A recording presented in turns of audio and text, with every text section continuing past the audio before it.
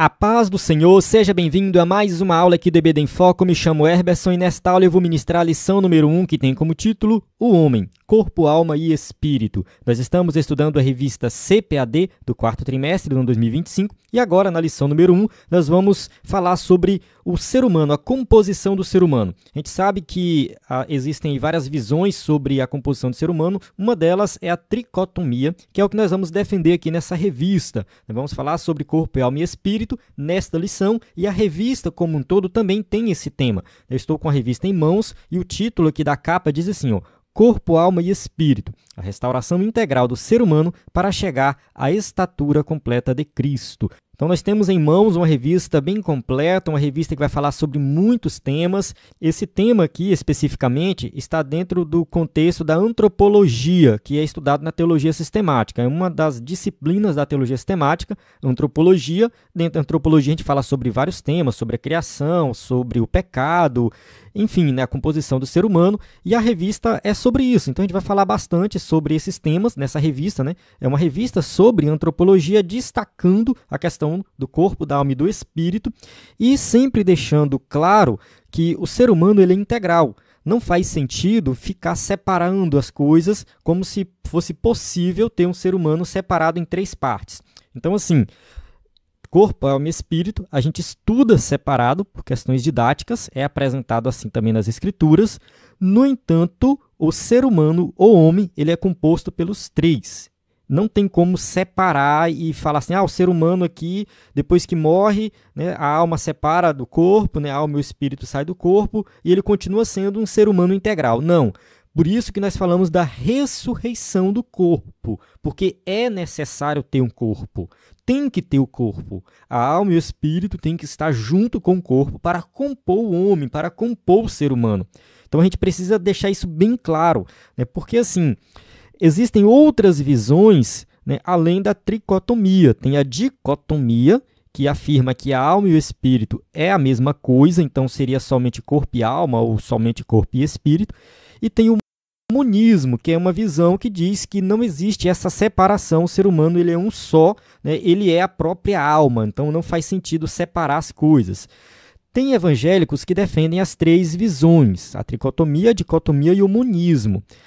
Acredito que atualmente a dicotomia seja o mais popular no meio evangélico de maneira geral, em termos assim de denominação, né? A tricotomia hoje ela é aceita pela Assembleia de Deus, mas também outras denominações também aceitam, e a dicotomia ela também está muito presente entre os teólogos e tudo mais. Eu vou falar sobre isso durante a aula, tá? A gente vai destacar esses temas aqui durante a aula, né? E o monismo hoje é defendido por cristãos tradicionais, mas também pelos adventistas, né? Os adventistas eles não acreditam na existência da alma ou do espírito. Para eles, o ser humano é a alma. Enfim, então é um tema bem complexo, um tema que tem polêmicas, é um tema que durante as aulas você vai ver eu apresentando visões diferentes aqui. Você vai ver durante as aulas eu apresentando assim, olha, tem esse que acredita assim, tem esse que acredita desse jeito, essa aqui é essa visão, essa é melhor, essa é pior, não sei, eu acho que essa aqui é a mais correta. Então quem acompanha o EBD em Foco sabe que eu gosto de fazer essas coisas, que eu gosto de apresentar, né, visões diferentes, que eu gosto de levantar um debate, às vezes, sobre alguns temas polêmicos, né? E essa lição número 1 já vai começar com isso, tá? Na lição número 1 aqui eu já vou, né, dentro do tópico 2, né, que a gente vai falar no tópico 2, a diferença de alma e de espírito, e eu vou fazer um contraponto aqui dentro do tópico 2. Espero que você assista a aula até o final, né, assista todos os pontos aí e deixe seu comentário no vídeo, se inscreva no canal, compartilhe esse vídeo, isso é muito importante para o crescimento do canal. Se você estiver assistindo aí no site do EBD em Foco, aproveite para olhar o conteúdo que nós temos, né? Nós vamos ministrar aqui a aula com slide em PowerPoint, então esse slide é 100% baseado na revista, com imagem de qualidade, vem pronto para ser usado, você pode usar na sua igreja esse slide, vai ser uma aula diferenciada, né? Quem é assinante do EBD em Foco tem acesso a slide de adultos, de jovens e vários bônus, como slide de escatologia, discipulado, sermões em PDF, curso básico de teologia, e cursos de vários temas, uma plataforma bem completa mesmo, e quem não fizer a assinatura pode comprar o slide individual. Nós estamos trabalhando com essa opção também de você adquirir somente um slide. Eu ministro uma vez por mês, 2 vezes por mês. Nós temos essa opção agora diretamente no nosso WhatsApp, né? Basta mandar mensagem no WhatsApp, daqui a pouco eu vou mostrar o número. Nós temos uma experiência na produção de slides subsídios, né, desde 2017. Na verdade o EBD em Foco começou em 2016, mas a gente profissionalizou mais em 2017. De lá para cá a gente já fez mais de 900 slides e E nós temos esses slides antigos disponíveis na plataforma gratuitamente. Nós salvamos eles em PDF, você pode entrar, pesquisar. O link sempre fica na descrição do vídeo. Sempre que você fala assim, nossa, o Erbson falou que lá tem slides antigos que eu posso baixar, não lembro onde, entra no vídeo do YouTube ou no site e na descrição tem um link que te manda para a página que você pesquisa os slides. Qualquer dúvida, manda mensagem no WhatsApp. Nós temos um aplicativo também que tem o conteúdo, então você pode entrar lá no aplicativo, baixar o conteúdo, assistir às aulas, e o nosso site é ebdenfoco.com. Eu recomendo sempre você entrar pelo site, mas pode mandar mensagem no WhatsApp sempre que precisar. Na descrição do vídeo tem todos os links, tudo que você precisa para falar conosco, enfim, entrar no nosso grupo, participar com a gente e receber o nosso material em primeira mão. Nós temos algumas automações no WhatsApp. Você pode mandar a mensagem diretamente assim, eu quero receber o slide, receber o subsídio, entrar no grupo, quero renovar. Então assim, você pode mandar mensagem que a automação é ativada. Se a automação não for ativada, tem alguém lá também para lhe atender, certo? Então vamos lá, vamos para o textuário da lição que diz assim: E o mesmo Deus de paz vos santifique em tudo, que todo o vosso espírito e alma e corpo sejam plenamente conservados e irrepreensíveis para a vinda de nosso Senhor Jesus Cristo. 1 Tessalonicenses, capítulo 5, versículo 23. Então aqui nós temos um dos versículos da Bíblia que fala de corpo e alma e espírito, junto, no mesmo versículo. O outro versículo é Hebreus, não lembro agora, mas é aquele que fala da palavra, que penetra até a divisão do corpo, da alma e do espírito. Então a gente tem basicamente dois versículos na Bíblia inteira que fala de corpo, alma e espírito juntos. Tirando esses versículos, ou fala somente de corpo e alma, ou somente de corpo e espírito, ou somente de alma, somente de espírito, somente de corpo. Mas os três juntos somente em dois versículos. Verdade prática? Deus nos fez corpo, alma e espírito para glorificá-lo eternamente com todo o nosso ser. Então é isso. A gente tem que entender que o ser humano completo, pleno, tem que ser corpo, alma e espírito. É tudo junto. Apesar de estudarmos separados, mas a gente tem que pensar na integridade do ser humano. Leitura bíblica em classe se encontra em Gênesis 1, 26 a 28, depois 2, 7, 18, 21 a 23, aquela leitura quebrada que quem me conhece sabe que eu não gosto muito. Recomendo você ler todo o capítulo 1 e o capítulo 2 de Gênesis, que fala sobre a criação e tudo mais, isso é muito importante nesta aula e também nas aulas futuras. Vamos avançar aqui, a gente sempre avança essa leitura, durante a aula a gente vai ler muitos versículos. A lição ficou bem extensa aqui no slide, né? Porque o escritor da revista colocou muitos versículos e a gente encheu aqui a aula de versículos. Então, aula bem bíblica mesmo. A ideia aqui é explicar o tema em detalhes. Quem acompanha o EBD em Foco já sabe disso. Deus criou o homem de forma especial, com um propósito especial, como um ato de coroamento de sua criação. Vamos ler Gênesis 1, versículo 27 e 28, que diz assim: E criou Deus o homem à sua imagem, a imagem de Deus o criou. Homem e mulher os criou. E Deus os abençoou, e Deus lhes disse: Frutificai e multiplicai-vos, enchei a terra, e sujeitai-a, e dominai sobre os peixes do mar, e sobre as aves do céu, e sobre todo o animal que se move sobre a terra. Então aqui a gente vê a criação de Deus. A gente tem basicamente duas passagens em Gênesis, né? Gênesis capítulo 1 e Gênesis capítulo 2, são duas narrativas diferentes sobre a criação. Eu não vou entrar muito em detalhes aqui sobre isso, porque a aula tem bastante coisa para falar, mas que fica claro que o homem foi criado à imagem e semelhança de Deus. O que isso significa? O que é a imagem e semelhança de Deus? O pessoal debate bastante, a gente não vai entrar também muito aqui em detalhes sobre isso, mas a gente entende que o ser humano ele foi criado ali diferente dos animais, né? Ele foi criado, né, para glorificar a Deus. Ele participa, né, dessa criação de forma muito mais ativa, cuidando de tudo. Né? Frutificar e multiplicar e encher a terra, sujeitar a terra e dominar sobre tudo. Então, assim, o ser humano ele tem essa responsabilidade de cuidar da criação, de cuidar do planeta Terra. E fez isso de maneira sublime e distinta da relação de todos os demais seres viventes. Ou seja, a criação do ser humano foi uma criação diferente da criação dos outros seres vivos, das plantas, dos animais. Né? Foi uma criação exclusiva. É muito além da expressão produza a terra, a partir da qual foram criados os animais, o homem é resultado de uma ação divina, pessoal e plural. Quando a gente lê aqui o versículo 26, né, Gênesis 1, 26, e disse Deus, façamos o homem a nossa imagem, conforme a nossa semelhança, e domine sobre os peixes do mar, sobre as aves do céu, e sobre o gado, sobre toda a terra, e sobre todo réptil que se move sobre a terra. Então, quando a gente lê aqui, façamos o homem, a gente já vê no plural, né, dá a entender ali a Trindade agindo, mas, de certa forma, aqui tem a mão de Deus na formação do homem, diferente de quando Deus criou os animais, né? Ele fala assim, produz a terra, e ali cria os animais e tudo mais. É uma criação muito mais genérica. O ser humano não, ele já foi criado, né, ali com a mão de Deus, moldado por Deus. Sua formação é constituída de uma modelagem sobrenatural do pó da terra e pelo sopro de Deus em seus narizes. Então, Gênesis 2:7 deixa bem claro que Deus sopra, né, o fôlego de vida no ser humano. Então, a vida dada ao ser humano ela é diferente. Tem algo diferente no ser humano que não tem nos animais. Neste trimestre, estudaremos essa solene, maravilhosa e exclusiva criação, bem como a importância de uma vida equilibrada e saudável no espírito, na alma e no corpo, sob a perspectiva cristã. Então, assim, não é ficar aqui debatendo teologia e tal, quem está certo, se é a tricotomia, a dicotomia. Eu vou falar sobre isso durante as aulas, vou mostrar os pontos de divergência, vou falar o que eu acho mais correto, o que eu concordo, o que eu discordo. Só que esse não é o foco, tá? O foco aqui é nós falarmos de nós, no sentido de que nós devemos cuidar do nosso corpo, devemos cuidar da nossa parte espiritual, seja alma, seja espírito. Nós devemos ter uma vida equilibrada, devemos ter uma vida saudável. Entende? Assim, nos sentirmos bem com nós mesmos, cuidando do nosso corpo, cuidando, né, da saúde, né, a saúde física, a saúde mental, né, e isso agrada a Deus, isso faz com que nós possamos nos relacionar melhor com as pessoas e relacionar melhor com Deus. Então é bem prático, a lição vai ser bem prática. Abordaremos a queda e a redenção firmados na esperança de nosso completo, iminente e eterno retorno ao Criador. Então vamos falar da queda, do pecado, vamos falar da redenção também, né, que isso nos dá esperança, porque nós vamos voltar para Deus. Tópico 1, a tricotomia humana.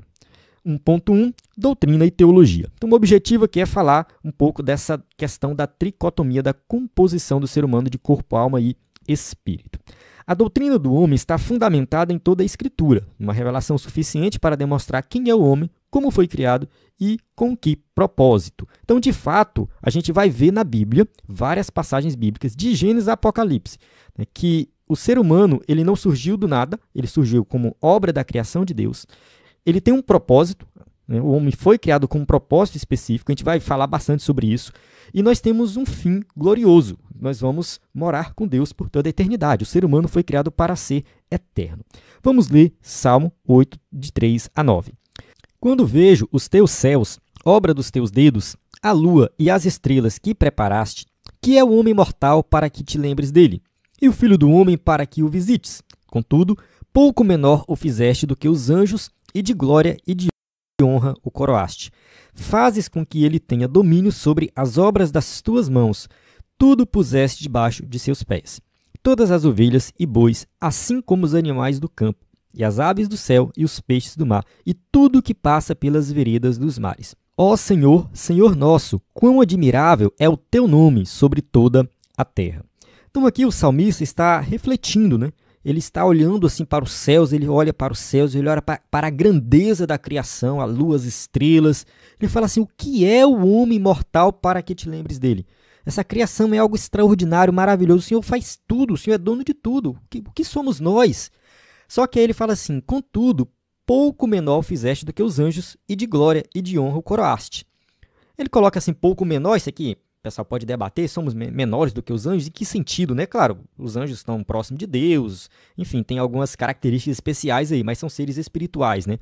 Mas ele fala aqui de glória e de honra o coroaste, ou seja, o ser humano foi coroado de glória e de honra.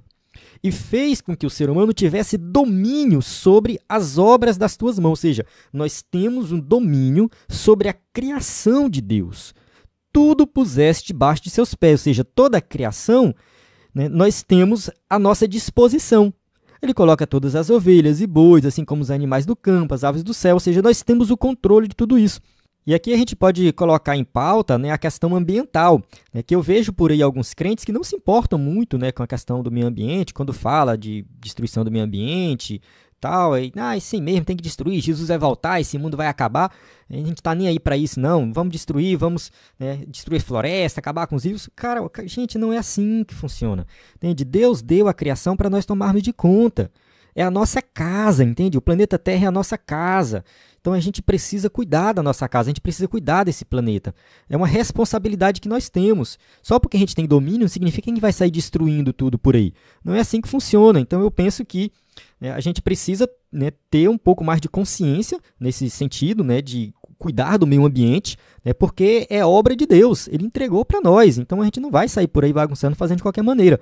Então a gente precisa saber cuidar daquilo que Deus nos entregou. Então nós temos sim uma responsabilidade com a criação, com o nosso planeta, né. Nós não sabemos quando que Jesus vai voltar, ele pode voltar hoje, ele pode voltar daqui 10 anos, ele pode voltar daqui 1000 anos.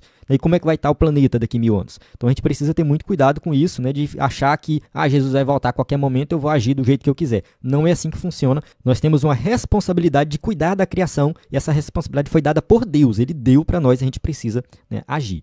No campo da teologia sistemática, ela é conhecida como antropologia bíblica. No caso, o estudo que nós estamos fazendo aqui, né, o estudo de antropologia, que estuda o homem desde a sua origem, constituição e existência, considerando o período anterior à queda, o pecado original e as suas consequências, o plano redentor e a eternidade. Ou seja, o objetivo da antropologia é estudar o ser humano desde antes da queda até a eternidade, passando por tudo que aconteceu aí, resultados da queda e tudo mais. Então, o objetivo aqui dessa revista vai ser isso, né? A gente vai estudar bastante sobre essa questão, né, do pecado, vamos falar das consequências do pecado e, enfim, vamos falar da nossa redenção também. Então, a doutrina do homem relaciona-se com todas as outras grandes doutrinas da Bíblia e responde às intrigantes e milenares perguntas: quem é o homem? De onde veio e para onde vai? Essas perguntas aqui são perguntas que as pessoas se fazem. A ciência faz essa pergunta e não consegue responder.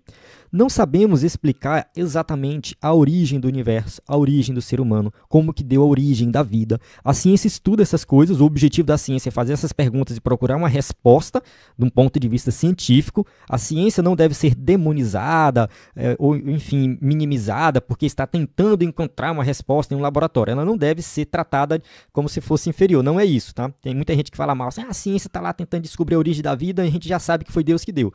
Mas o papel da ciência é diferente do papel da religião, do papel da Bíblia, né? O papel da ciência é tentar dar uma explicação, né, científica que tem ali algo por trás, né? Por exemplo, só um exemplo aqui, né? A ciência ela consegue dar uma explicação para o nascimento de uma planta, para a produção de um fruto, né? Ela explica ali como que acontece todas as reações químicas e tudo mais, né? No entanto, nós sabemos que tudo isso é obra de Deus. Então é Deus que faz a planta nascer, é Deus que faz um fruto ser produzido, né? Então, assim, no final das contas, a resposta última é de Deus, né? A ciência explica ali o que está acontecendo, mas ela não sabe o porquê que acontece, o porquê mesmo, de fato, que a vida existe. A ciência não sabe dizer. Então, como que a vida surgiu no planeta Terra? A ciência não sabe dizer. Tem várias teorias para a origem da vida, mas ela não sabe dizer, né? E vão continuar procurando e provavelmente nunca vão encontrar uma resposta. Mas nós sabemos que tudo que existe foi criado por Deus. Nós sabemos que foi Deus que deu a vida. A vida é algo sobrenatural. A vida não surgiu do nada, ela não surgiu do além. Não adianta a ciência tentar explicar isso. Eu acredito que não conseguem chegar em uma explicação satisfatória. A origem da vida, mesmo para a explicação científica, considerando a teoria da evolução, que iniciou, né, lá nos primórdios, há milhões de anos atrás, com uma bactéria bem simplesinha, mesmo essa bactéria bem simplesinha, já é super, hiper, mega complexo. É algo muito complexo que a ciência não tem a capacidade de explicar. Entende? Então, assim, mesmo a vida da sua forma mais simples, é algo muito complexo, é algo sobrenatural. Então, por isso que eu sempre digo, é divino, é sobrenatural, né? E o ser humano foi criado por Deus, a vida foi criada por Deus, a vida por completo foi criada por Deus, né? E quando a vida se esvai, quando nós morremos, né, sabemos que tem algo além. Para onde vai? Para onde vai o ser humano? Nós temos uma resposta para isso, né? Então a gente precisa realmente, né, entender as respostas para essas três perguntas. Quem é o homem? De onde veio? E para onde vai? Em um tempo de tanta psicologização da fé e intensa busca de respostas para os problemas humanos em concepções não cristãs, um piedoso e profundo estudo das Escrituras é cada vez mais necessário e urgente, a fim de desfazer toda e qualquer dúvida existencial e gerar uma fé bíblica genuína, sadia e equilibrada. Bem, aqui nesse parágrafo, o escritor da revista fala algo muito importante, que é porque, assim, o ser humano ele vai passar por problema. E os problemas que nós passamos, todos eles têm como origem ali a queda do ser humano. Ou seja, quando Adão e Eva pecou, o pecado entrou no mundo, né, e a humanidade como um todo, a criação como um todo foi afetada. Então, todos nós fomos afetados e todos nós estamos sujeitos a passar por vários problemas. Pode ser problema de saúde, pode ser problema de relacionamento, pode ser qualquer outra coisa. E diante desses problemas, a gente vai procurar uma solução. Se nós procurarmos uma solução dentro da Bíblia, nós vamos fazer o que é correto, o que é certo, e nós vamos encontrar essa solução. Então, vamos supor, por exemplo, que um casal não está se dando bem, um casal não está, enfim, está querendo divorciar e tal, e procura ajuda.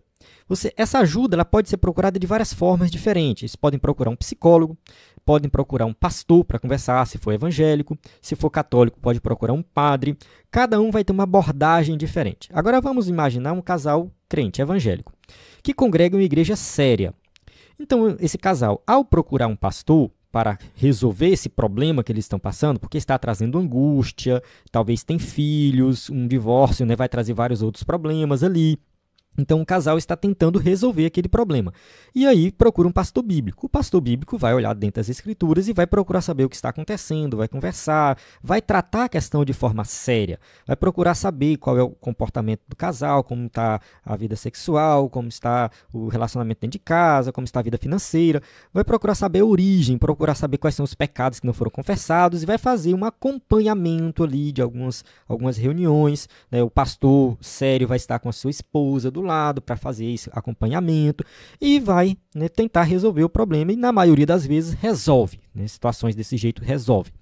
Isso é um pastor bíblico. Agora imagina um pastor que não é bíblico, que é adepto aí dessa teologia da prosperidade, dessas coisas aí que espiritualiza tudo, entende? Um casal desse chega para um pastor, assim ele já começa a falar que é coisa espiritual. Não, isso é espiritual, isso aí é mal olhado, isso é inveja, isso aí é alguém que fez um despacho para separar vocês e tal. Começa com essas coisas espirituais, assim, demais, e não resolve o problema, entende? Algo totalmente fora das escrituras, aí dá um óleo ungido, faz não sei o quê, pulseira, pede uma oferta, aquela coisa toda, não resolve o problema, e no final das contas o casal se separa, se afasta da igreja e os problemas surgem. No final das contas é isso que acontece. Então, quando o problema não é tratado de forma bíblica, a tendência é só piorar. Se você olhar para o mundo, por exemplo, como que as pessoas do mundo fazem?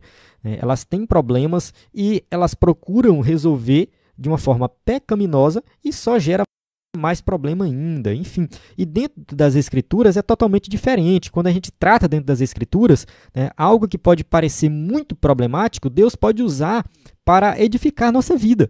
Entende? Assim, uma doença é algo ruim? É ruim, mas muitas vezes, através de uma doença, nós fortalecemos a nossa vida espiritual, Muitas vezes vem uma cura sobrenatural e alguém se converte, enfim.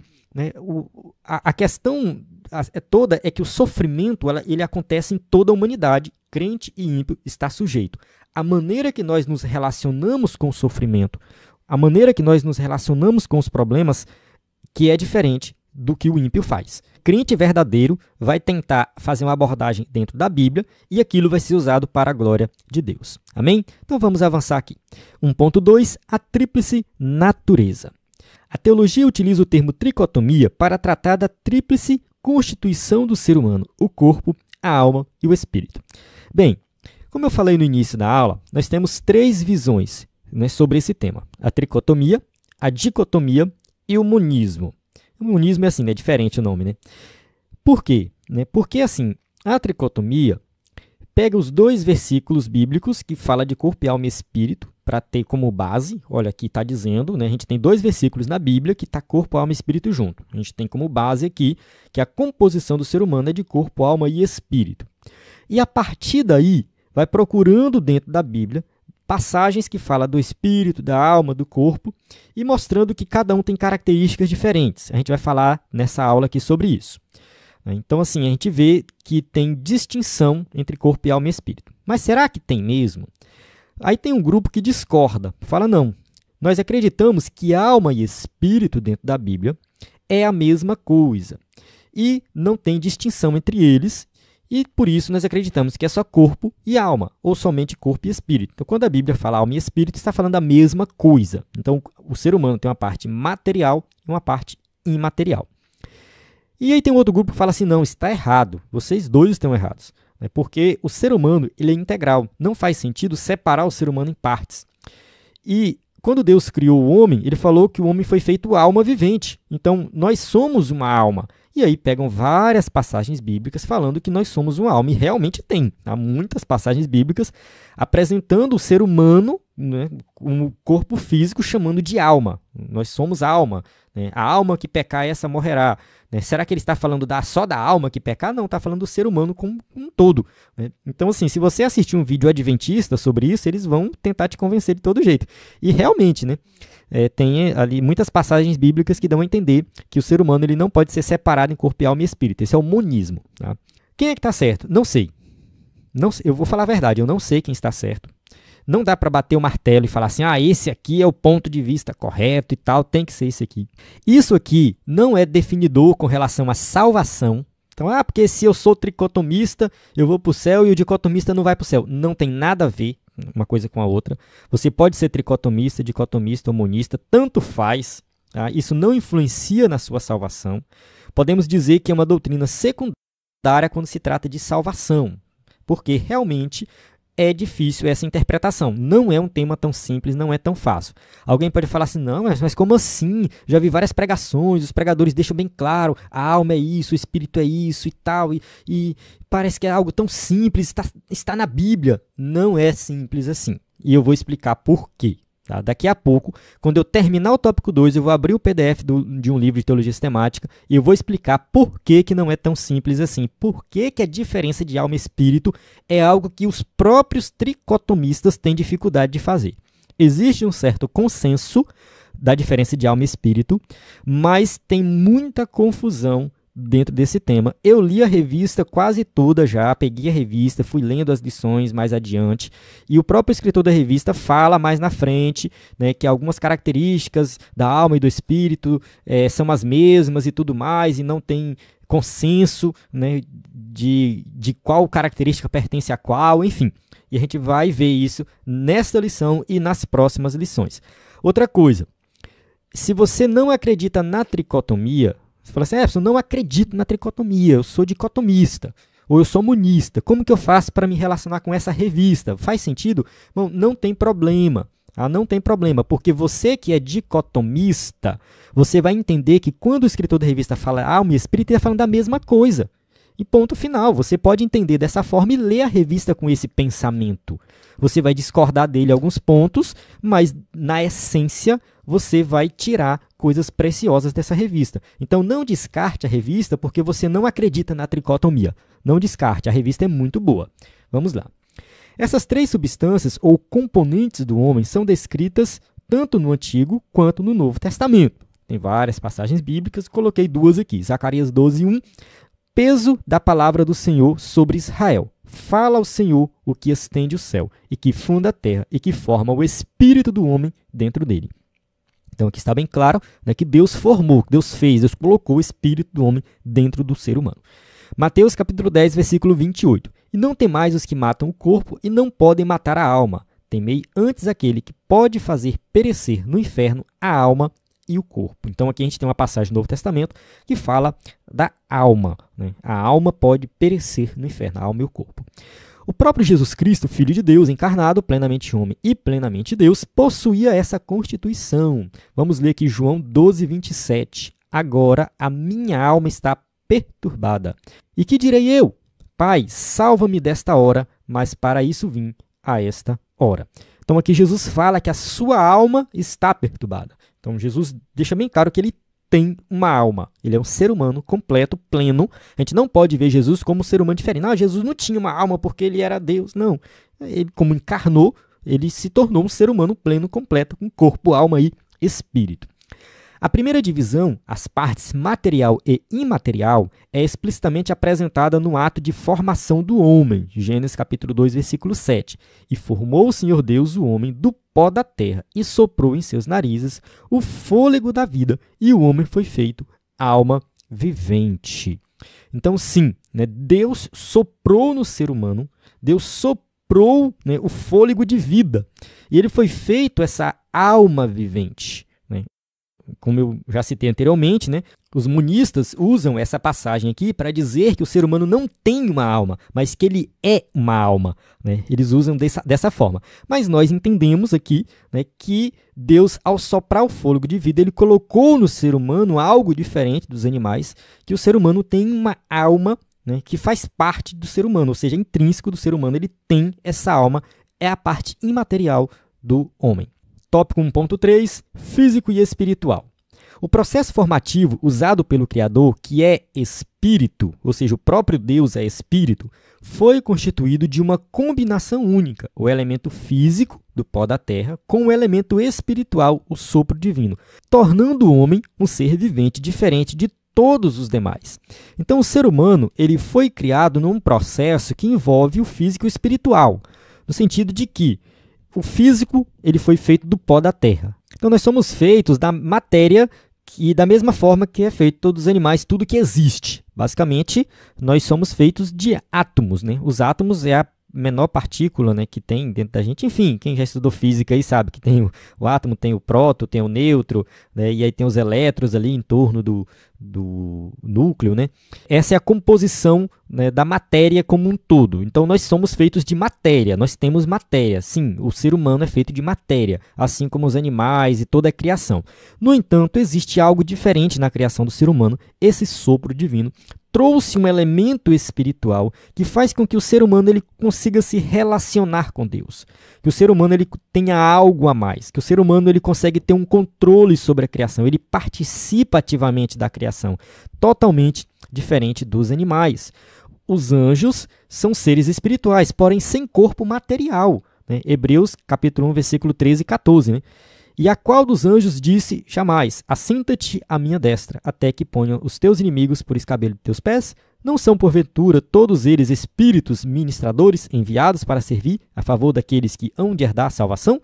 Então aqui, essa passagem está falando que os anjos são espíritos ministradores, eles não têm um corpo material. Apesar de que no Antigo Testamento, muitas vezes o anjo se manifestava ali com um corpo material, mas isso era uma teofania, isso era uma manifestação para que as pessoas se relacionassem ali com o anjo, mas o anjo em si, ele é um ser espiritual. Né? Os animais não possuem a parte material que há no homem, alma e espírito.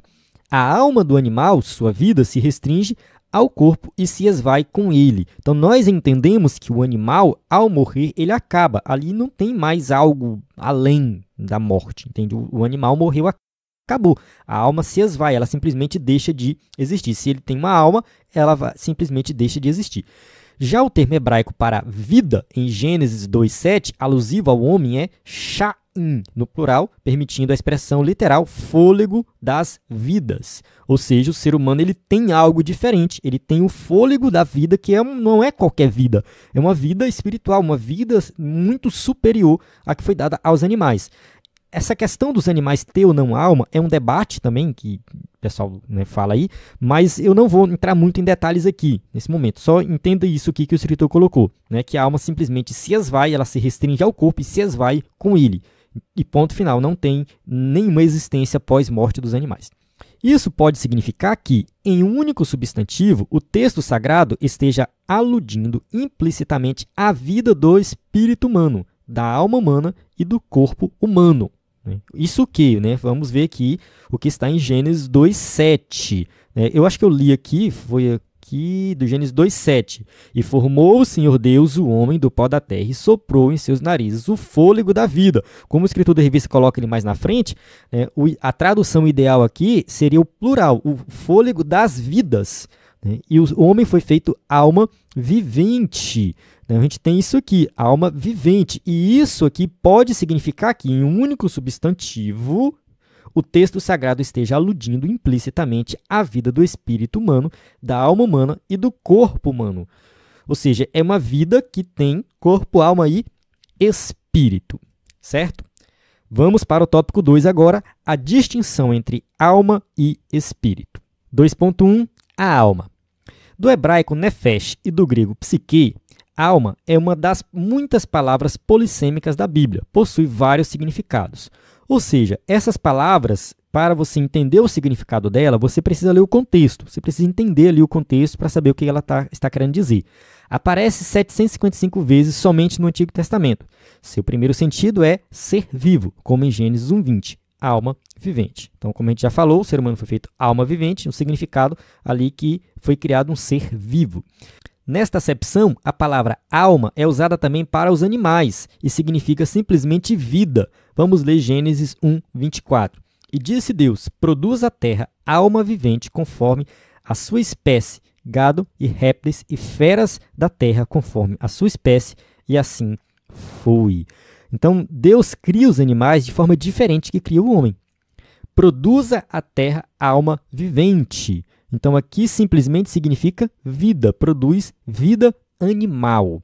E a distinção entre a alma do homem e a do animal é evidenciada num processo criativo, procedente do sopro de Deus, como a gente já leu anteriormente em Gênesis 2:7.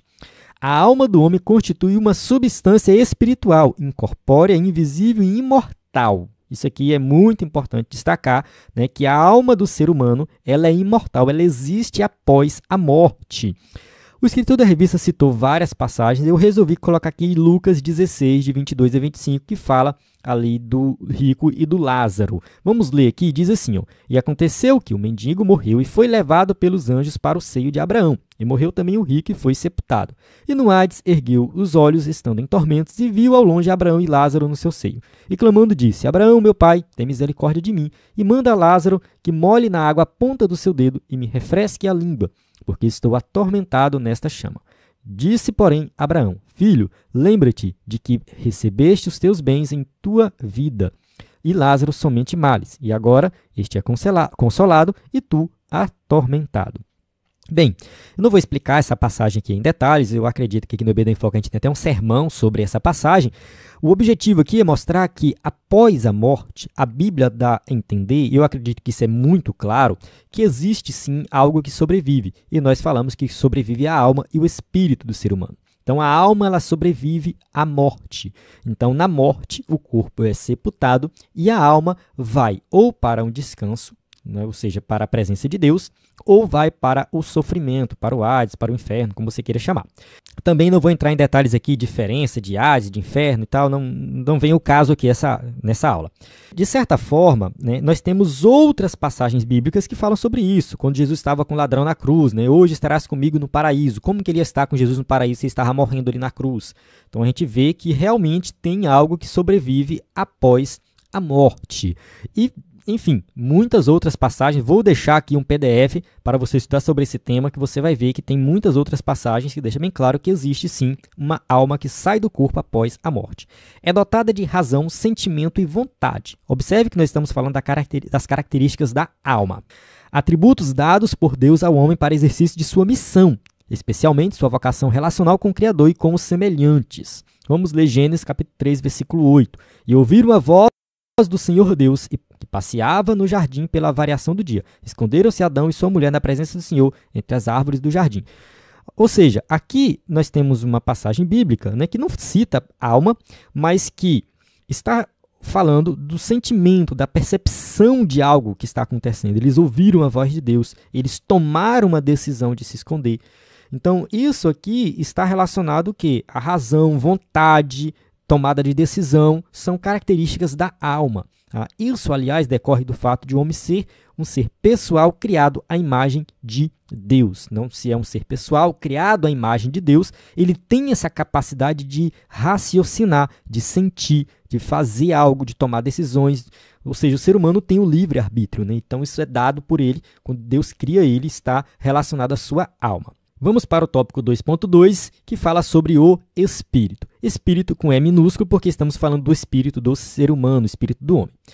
Do hebraico, ruá, e do grego, pneuma, o espírito do homem provém de Deus e constitui sua principal dimensão. Vamos entender o que é o espírito, né? Então aqui a gente está falando da distinção corpo, alma e espírito.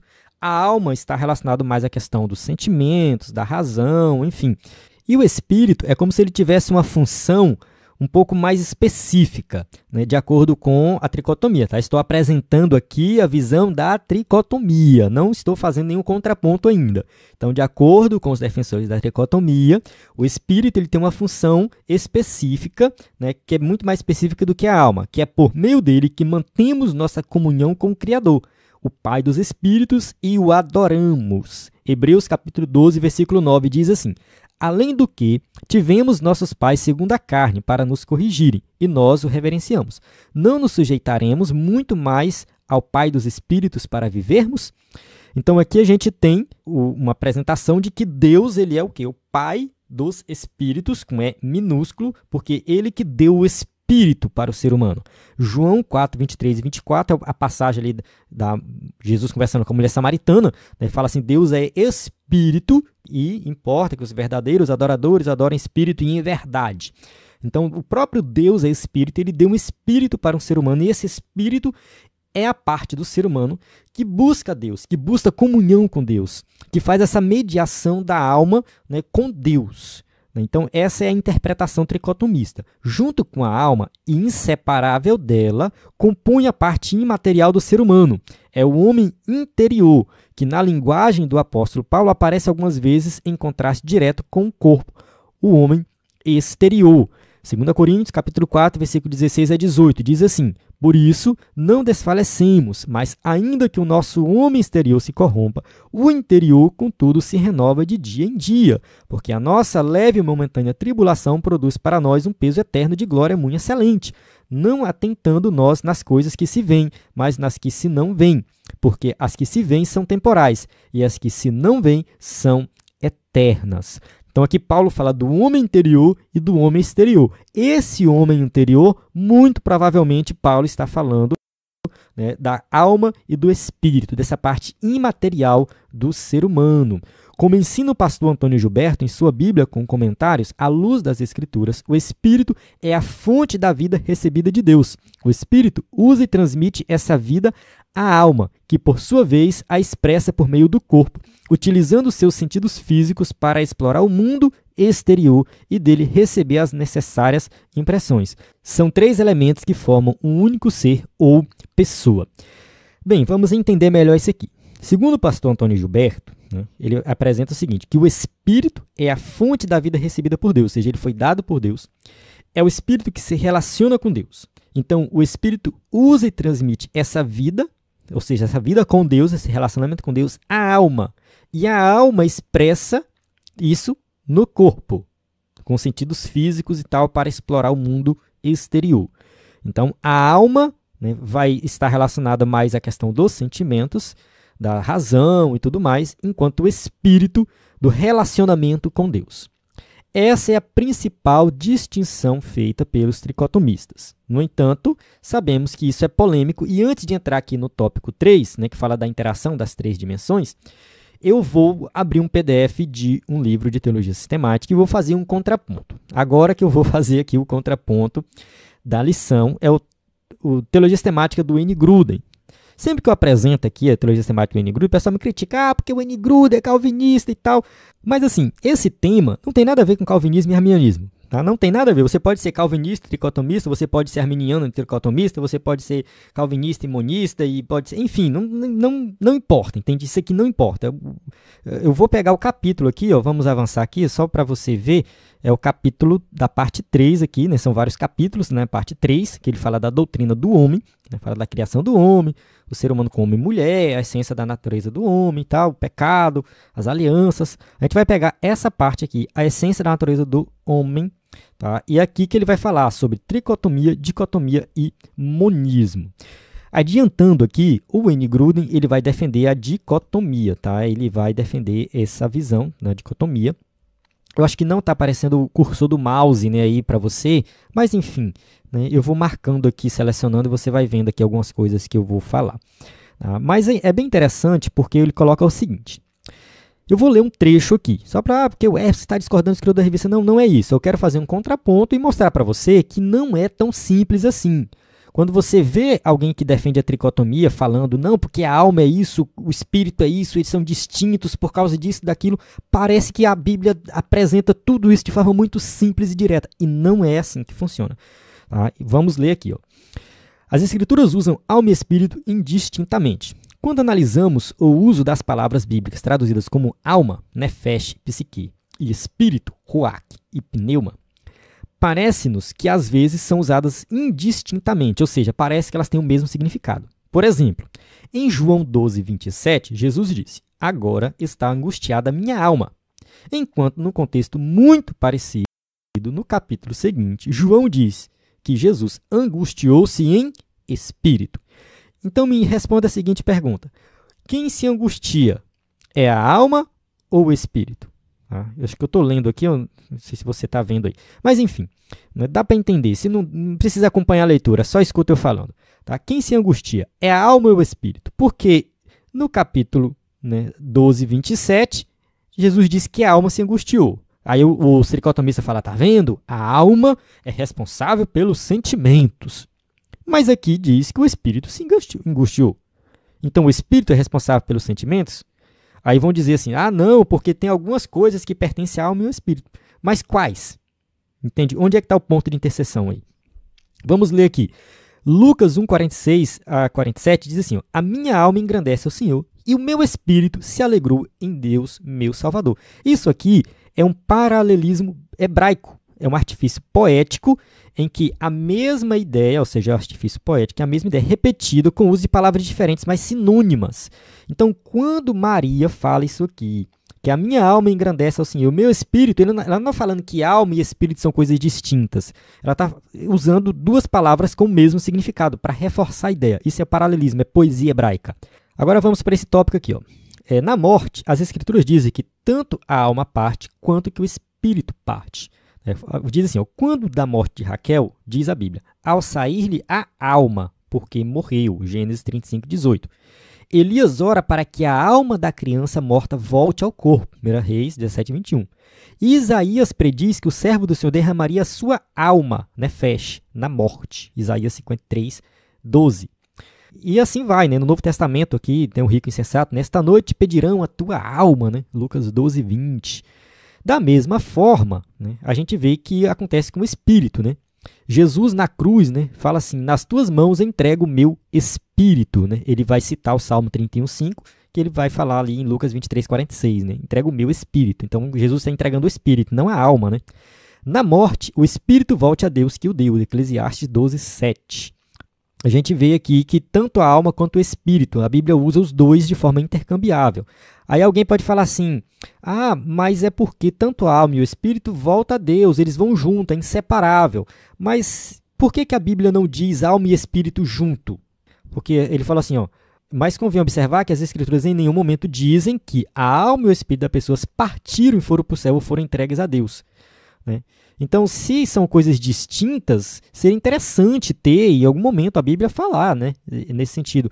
Então, dá a entender que quando usa alma e quando usa espírito, está falando da parte imaterial do ser humano. Ou seja, a nossa parte imaterial, a nossa parte espiritual, ela deixa o corpo e volta a Deus. Você pode chamar de alma ou de espírito, que é o que a Bíblia chama, ou um ou outro, mas é a mesma coisa. Um outro ponto aqui que ele coloca é que a alma pode pecar e o espírito também pode pecar.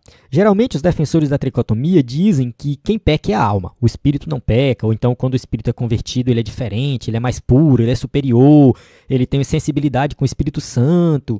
Você vai ver muitos tricotomistas indo nessa ideia aí, de que o espírito não, o espírito é puro, renovado e a alma que peca, você peca na alma.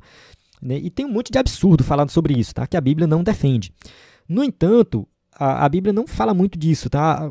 Olha assim, vamos ler aqui, Quando Paulo encoraja os coríntios a se purificar de toda impureza, tanto da carne como do espírito, ou seja, 2 Coríntios 7:1, o espírito também tem impureza.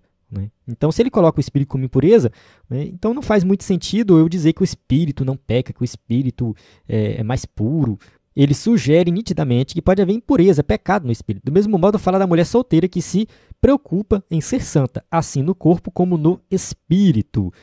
E assim a gente vai ver várias passagens falando de espírito espírito, né, que não foi fiel a Deus, altivez de espírito, né, orgulhosos em espírito e tudo mais. Da mesma forma que a gente vai ver várias passagens bíblicas falando do pecado na alma, né, da alma que peca, a alma que pecar, essa morrerá. Enfim, né, a gente não vê distinção também nesse sentido. Aqui nesse tópico, ele já fala, né, que tudo que se diz que a alma faz, disse que o espírito também faz. E tudo que diz que o espírito faz, disse que a alma também faz. E é assim, apesar dos tricotomistas dizerem que alma e espírito é distinto, que tem características diferentes, dentro da Bíblia, a gente vai ver que isso não está muito claro, tá? Não está muito claro, não diz, entende?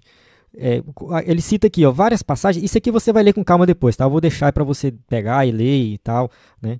Ó, por exemplo, o espírito também pode viver emoções, né? Como em Atos 17:16, né? Quando o seu espírito, no caso de Paulo, se revoltava, ou quando angustiou Jesus em espírito, né? João 13:21. E também é possível ter um espírito abatido, o oposto de um coração alegre, né? Provérbios 17:22. Então, assim, essa ideia de que os sentimentos são da alma e não do espírito está errado, porque a Bíblia está apresentando aqui, né, a gente está vendo aqui vários versículos falando, né, de sentimentos relacionados ao espírito, né?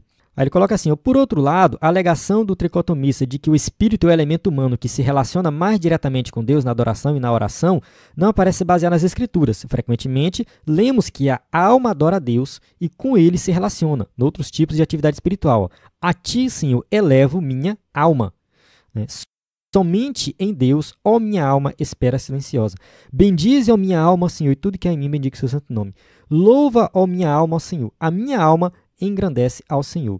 Né? E assim vai, outras passagens bíblicas aqui, ele vai citando várias e tudo mais. Né? Aí fica a seguinte pergunta, né?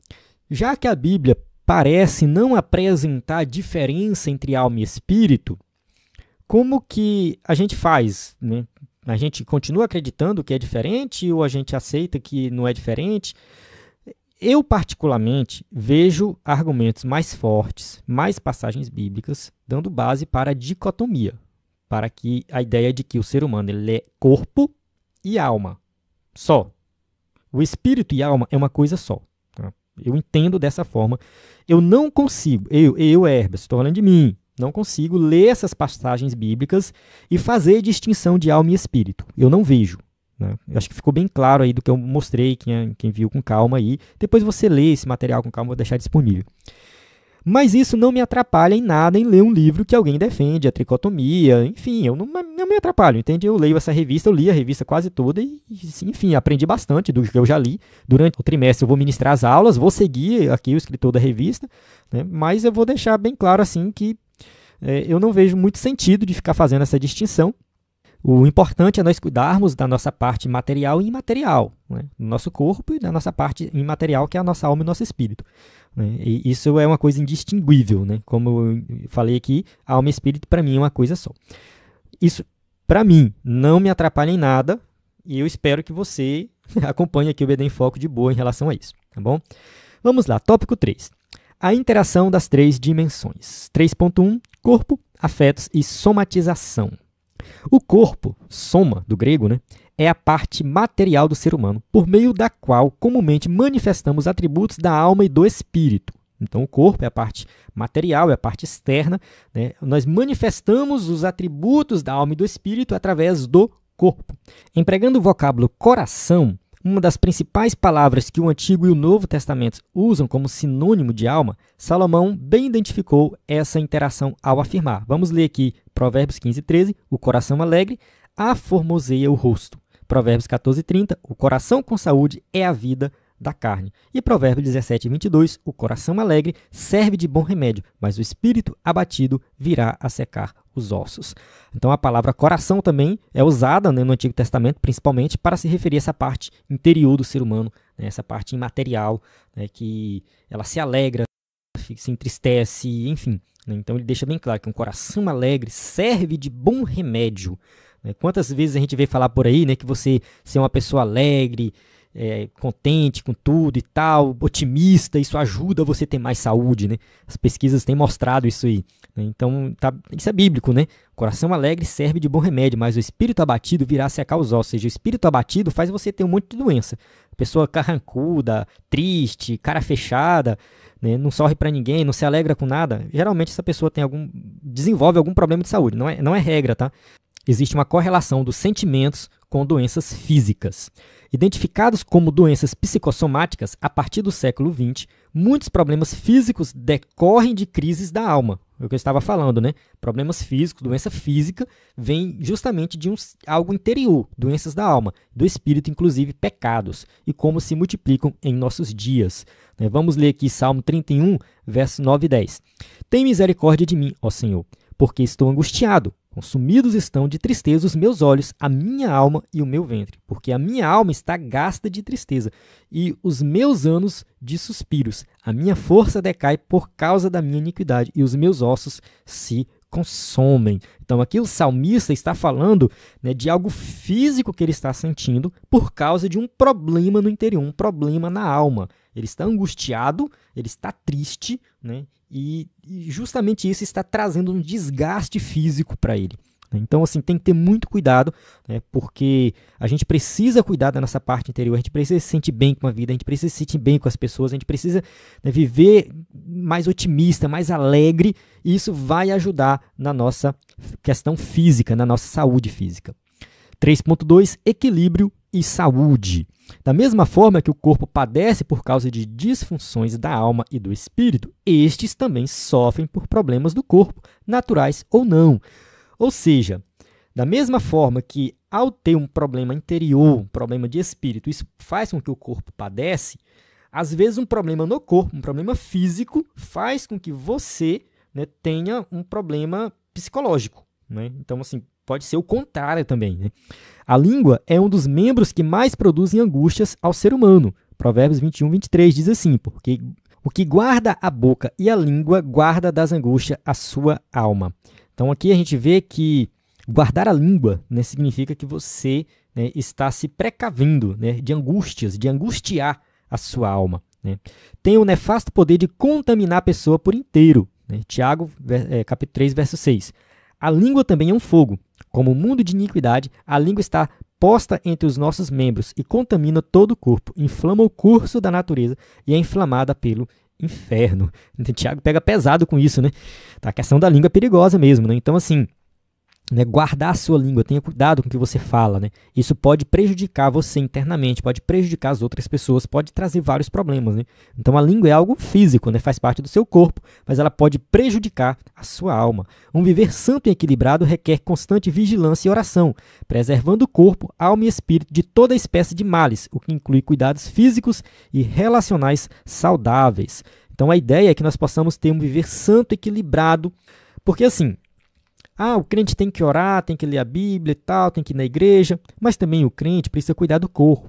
Ele precisa, enfim, fazer uma atividade física, seja qual for, seja jogar futebol, jogar vôlei, nadar, correr, pedalar, ir para academia.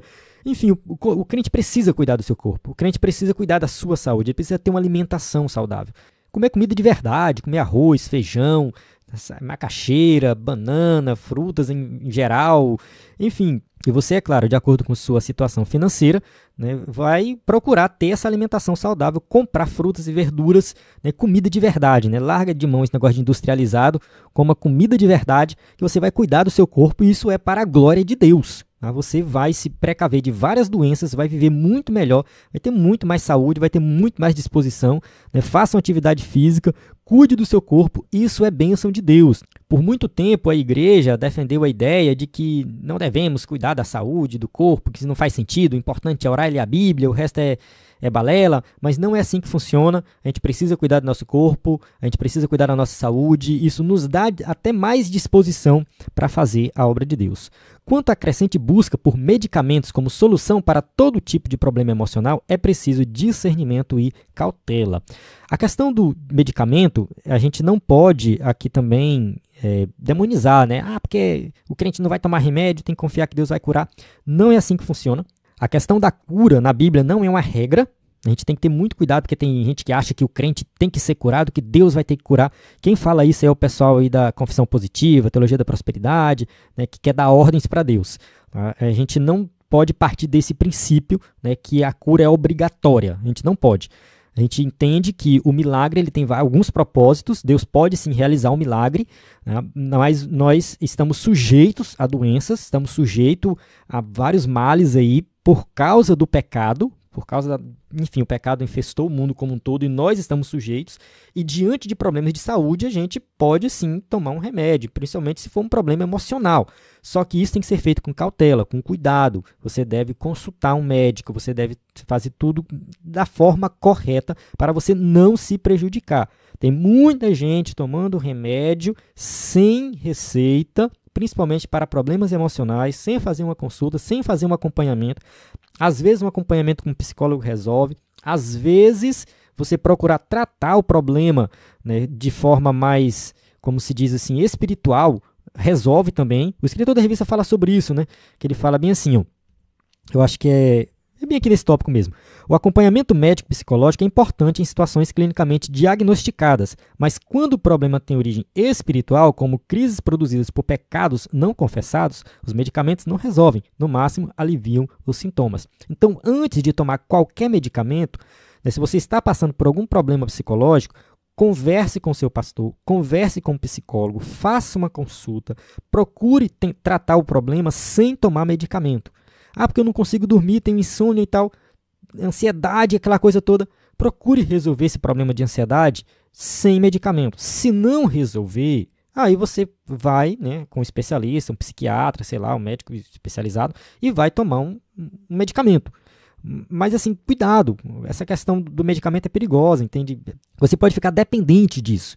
Então tente resolver o problema assim pela raiz, né? Procure a raiz do problema. Depois, né, que se você vê que não resolve, aí você recorre a algum medicamento, né? Arrependimento e abandono de pecado são essenciais para a verdadeira cura da alma, né? Vamos ler aqui Efésios 4:31. Toda amargura, ira, e cólera, e gritaria, e blasfêmias, e toda malícia seja tirada de entre vós. Né? Então, assim, a vida do crente é uma vida diferente. Por quê? Porque o crente ele está sempre preocupado em abandonar o pecado. Não é que nós não vamos pecar, nós não vamos errar. A gente erra, a gente peca. No entanto, a gente sempre procura resolver. A gente sempre procura mudar. Então, se você tem algo aí que está praticando e que isso está trazendo angústia, abandone esse pecado. Procure, né, o seu pastor, converse, alguém de confiança, converse.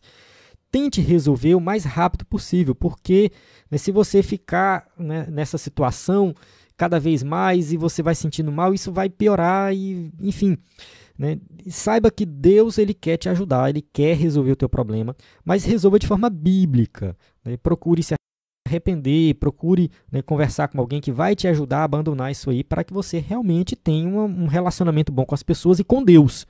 Porque isso pode te trazer muitos outros problemas e, enfim, a situação pode piorar.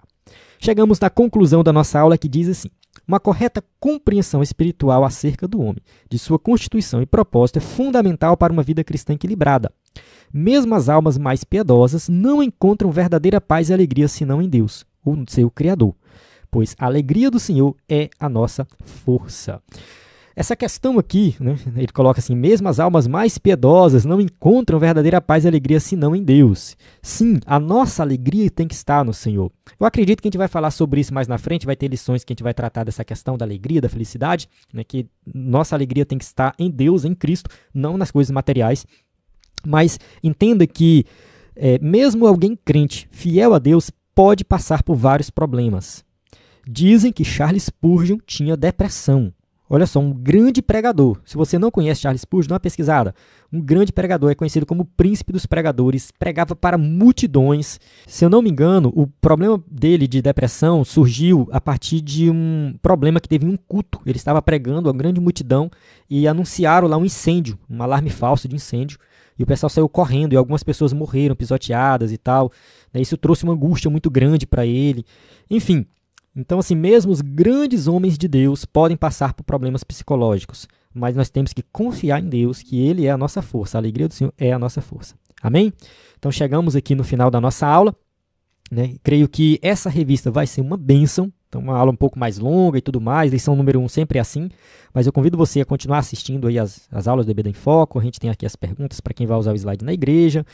E, mais uma vez, reforçando o nosso site, nosso WhatsApp, que você pode mandar mensagem, o nosso conteúdo, o nosso aplicativo, né? Na plataforma EBD em Foco, você tem tudo o que precisa para ministrar uma aula de excelência na EBD. A paz do Senhor, até a próxima aula.